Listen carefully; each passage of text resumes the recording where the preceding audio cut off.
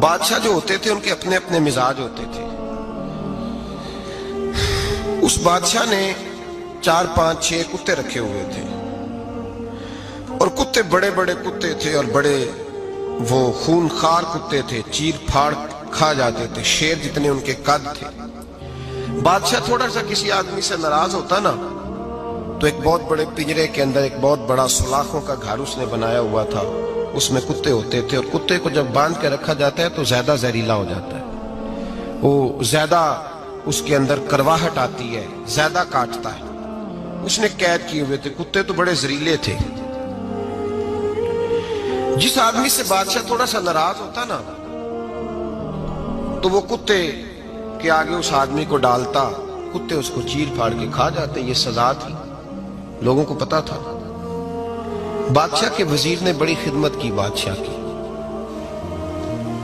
35 سال تک نوکری کی. لیکن ہر سورج نے غروب تو ہونا ہی ہوتا ہے نا, ہر چاند نے ڈھلنا بھی ہوتا ہے. اب بوڑھا ہونے لگا, وہ جو مضبوط حافظہ تھا وہ کمزور ہونے لگا, ہلکی ہلکی غلطی. بادشاہ مزاج کا بادشاہ تھا, پر نہیں سمجھ میں آیا تو میں نے کہا کہ لوگ کہتے ہیں ہمیں کام پیارا ہے, چم نہیں. تو رشتہ وفا کا تھا ہی نہیں. وزیر سمجھنے لگا کہ اب نہ میں بھی غلطیاں کرنے لگا ہوں تو ایسا نہ ہو کسی دن میں بھی ان کتوں کا شکار ہو جاؤں. اس نے بادشاہ سے کہا کہ بادشاہ مجھے آہستہ آہستہ معذرت کرنے لگا, قدم ہٹانے لگا کہ مجھے چھٹی دے دی جائے, میں بوڑھا ہو گیا ہوں. لیکن اس نے کہا نہیں نہیں, جب تک میری طبیعت نہیں مانتی تم نہیں جا سکتے. مطلق العنان لوگ تھے. وزیر خاموش ہو گیا, پریشان رہنے لگا, غلطی ہو گئی ہے تو پھینک دے گا. ایک تجویز اس کے ذہن میں آئی. وہ جو پنجرے, کتوں کے پنجرے پر محافظ بیٹھا تھا نا, جو ان کو کھانا ڈالتا تھا, روٹی ڈالتا تھا, گوشت دیتا تھا, اس کو ایک دن کہنے لگا یار تیری ڈیوٹی ہے سارا دن کتوں کو کھانا دینے کی, گوشت دینے کی, تو 2 4 دن ڈیوٹی مجھے نہیں دیتا؟ کہ تو لے لے, میں تو پہلے ہی پریشان ہوں, سارا دن ان کی دیکھ بھال کرتا ہوں. اس نے کچھ تھوڑا سا گوشت لیا, پنجرے کے باہر کھڑے ہو کے کتوں کو ڈالا. اگلے دن تھوڑی روٹیاں لے آیا, کتوں کو ڈالی. 2 4 دن, ہفتہ, مہینہ, سال بھر, جتنا اس کو موقع ملا وہ دن بھر خدمت کرتا. بس وقت ایک دن آ گیا, بادشاہ کو کوئی بات اچھی نہ لگی. اس نے کہا اس بڈھے کو اٹھاؤ اور ڈالو کتوں کے پنجرے میں. ساری زندگی یہاں رہا, اسے ابھی تک نہیں پتا چلا میرے مزاج کا. جب اٹھا کے پنجرے میں ڈالا نا تو بجائے اس کے کہ کتے اسے کاٹ کھاتے, وہ اس کے پیر چومنے لگے. وہ پیر چومنے لگے, ہاتھ چومنے لگے, چاٹنے لگے. تو بادشاہ سامنے کھڑا تھا نظارہ دیکھنے کو کہ چیر پھاڑ کرتے تو خوش ہوا کرتا تھا. خونخوار درندے جیسی اس کی طبیعت ہو گئی. جب دیکھا وہ پیار کر رہے ہیں تو بادشاہ وزیر سے کہنے لگا یہ کیا ہے؟ تو وزیر رو پڑا, کہنے لگا تو سیاست دان تھا تو میں بھی سیاست دان تھا, ساری زندگی سیاست کی لیکن دنیا داروں کے ساتھ رہا تو انجام یہ ہوا کہ مجھے اس پنجرے میں ڈال دیا گیا. دیکھ تو بہت بڑا سیانہ تھا اور میں بھی سمجھدار تھا, وزیر رہا, لیکن ہمارا روح کا رشتہ نہ بن سکا. ارے ہم سے تو یہ کتے ہی اچھے نکلے. تیری 40 35 سال خدمت کی تو نے کتوں کے آگے ڈال دیا. انہیں تو چند مہینے روٹی ڈالی ہے, میرے وفادار ہو گئے. چند مہینے روٹی, جنہ تنا وچ عشق نہ رچیا کتے نہ تھی چنگے. جنہ تنا وچ عشق نہ رچیا کتے نہ تھی چنگے. مالک دے کر راکھی کر دے سابر بھکھے ننگے. اور بابا بلے شاہ صاحب فرماتے ہیں تو راتی جاگے تے شیخ صدا میں, راتی جاگ دے کتے تے تیتھوں اتے مالک دا در مول نہ چھڑ دے. پاویں مارو 100 جتے تے تیتھوں اتے رکھا سکھا کھا. دنے جار رکھاں وچ ستے تیتھوں اتے ایک برکی دا قدر پچھانن. پاویں مالک ہو من ستے. ایک برکی دا اوپر کھڑے ہو کے کام نہیں کرانا پڑتا کہ میں کھڑا رہوں گا تو کام صحیح ہوگا, جاؤں گا تو نہ.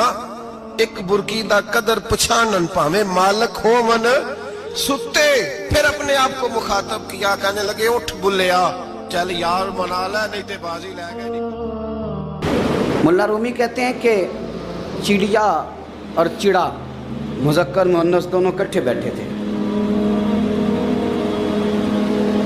तो एक बंदा आ गया सूफी, मेरी तरह पगड़ी शकड़ी बांधी हुई, जुब्बे कुब्बे में लगा हुआ। ये जितने फितने आज आपको नज़र आ रहे हैं ना, ये जुब्बों के पीछे निकलते हैं सारे। आवाम बेचारी को तो पता ही नहीं था कि यहाँ भी उलझना है। इन्होंने पकड़ के चक्कर चला दिए। कभी कोई कहानी सुनाते हैं तो कभी कोई कहानी सुनाते हैं, कभी नहीं। और मैं शिकवा करने लगा हूँ, मुझे कर लेने दो। क्या तुमने कभी मईशत पर भी तकरीर की है? हुजूर ने मईशत नहीं दी? क्या तुमने कभी कौम को मुआशरत भी सिखाई है? ये भी तुमने बताया है कि जीना मरना कैसे है?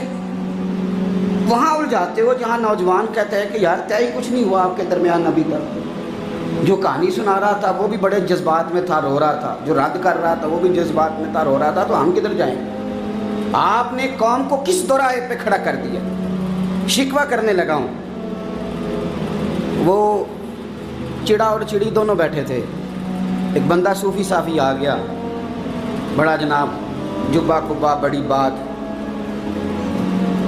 तो चिड़िया चिड़े से कहने लगी उड़ जाएं, ये शिकारी ना हो। तो चिड़ा कहने लगा नहीं, शिकारियों का लिबास और होता है, ये तो दरवेशों का लिबास है, रहने दो, बैठे रहते हैं। उसने बड़ा समझाया चिड़िया ने, पर चिड़िया की बात मानता भी कोई नहीं ना। कभी कभी मान जाए करे फ़ायदा होता है। अब चिड़िया की माने कौन? चिड़िया को तो लोग छोटा जानते हैं। तो वो चिड़ा बैठा रहा, पर वो बंदा आया। आए हाय, आप यकीन करें, लोग मेरे पास आते हैं तो वली समझ के आते हैं। वो जो मेरे पास वली समझ के, दरवेश समझ के आया, उसे सवाब मिल गया। लेकिन अगर मैंने धोखा किया तो क़यामत में मेरी सज़ा बढ़ जाएगी। मुझसे मेरा रब पूछ लेगा वो तो ठीक था, वो तो तेरी पगड़ी दाढ़ी देख के आया था, तू अपनी बात बता, तेरे अंदर क्या था?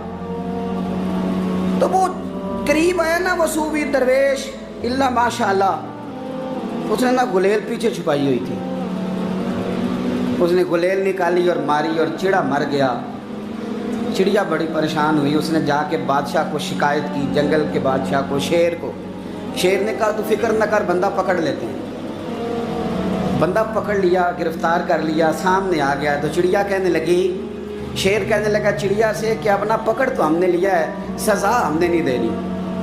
अगर ये बात आपकी समझ में आ गई ना, मसला सिर्फ लीडरों का नहीं, कारकुन भी बड़े ख़तरनाक हैं। नाराज़ हो गए हो? मसला मुरीदों का नहीं, ये पीरों का नहीं, सिर्फ ये मुरीद भी नहीं कहीं हिलने देते। ये भी नई से नई कहानी रोज़ बना के लाते हैं और आके सुनाते हैं। सुनो, वो चिड़िया से कहने लगे, बादशाह सलामत, शेर साहब कहने लगे कि सज़ा तेरी मर्जी की देनी है, तू बता क्या सज़ा दे। तो चिड़िया रो पड़ी, कहने लगी बादशाह इसे सज़ा कोई नहीं देनी, एक बस हुक्म देना है। उसे कहा वो क्या?